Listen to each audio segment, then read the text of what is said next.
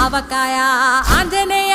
కథ మొదలెట్టినాడు చూడారయ్యా శక్తినంతా కూడగట్టి చెట్టు దులిపినాడు అంజయ్య ఎర్ర ఛాయ కోతి అవతార వెంటమాయ కత్తి సేత పట్టకుండా కాయ కోసినాడు కపిలయ్య